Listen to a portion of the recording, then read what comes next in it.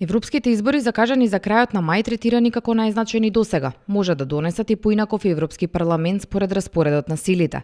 Според последните проекции направени врз основа на испитувањата на јавното мислење, спроведени во земјите членки, двете најголеми партии, Европската народна партија и социјалистите и демократите ја губат поддршката, иако остануваат со најголем број пратеници.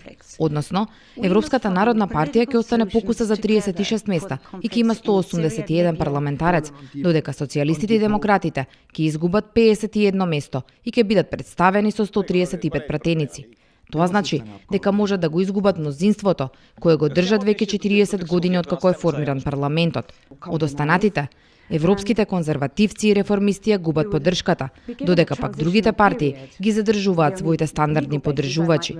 Овие проекции ги прави Агенција на барање на парламентот и врз основа на анкети од релевантни агенции од сите земји членки.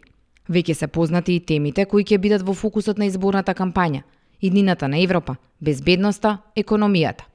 Актуелниот председател на Европскиот парламент Антонио Тајани вели дека е загрижен за насоката во која се движат случувањата во повеќе земји од Унијата, но додава дека ќе се кандидира и на овие избори.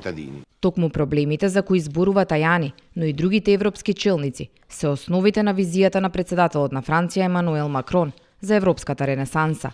Неговиот план за реформирање на Унијата, представен неделава, ќе служи и како манифест на неговата партија за настапот на европските избори. Главните поенти на Макрон се поделени во три области: одбрана на слободата, заштита на континентот и повторно откривање на духот на напредокот.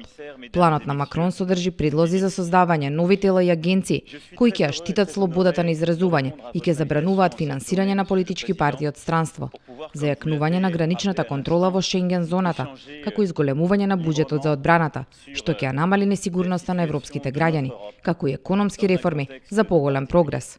Слобода, заштита, напредок. Ние мораме да ги градиме овие столбови како европска ренесанса.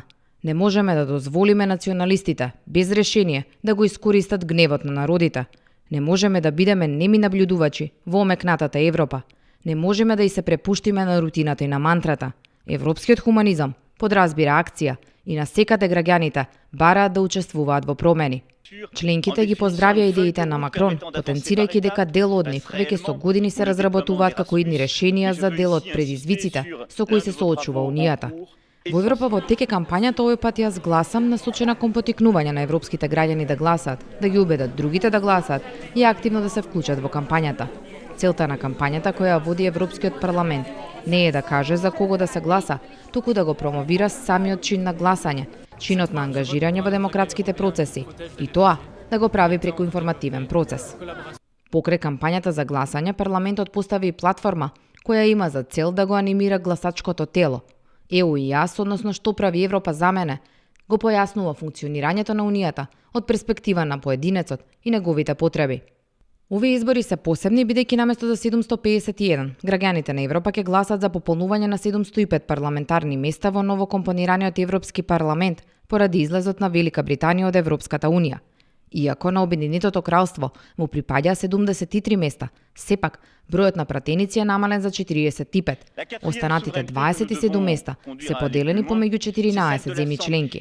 Најмногу пратеници бира Германија, 96, додека најмалку Малта, 6 пратеници. Изборот на деветиот состав на Европскиот парламент е оценет како историски, не само поради Брекзитот, туку и поради големите политички и прекугранични предизвици што треба да се решаваат во Унијата. Гласањето за новите европарламентарци ќе започне на 23 и ќе заврши на 26 мај. Расположението на европските гласачи ќе се проектира на секои 2 недели пред гласањето. Новите европратеници ќе треба да седнат во Европскиот парламент и да одржат првата сесија на почетокот на јули. Од 2014 година новиот парламент го избира и новиот председател на Европската комисија. Партиите мора да определат водечки кандидат за оваа позиција со цел граѓаните да имаат поголема вклученост во изборот на првиот човек на комисијата.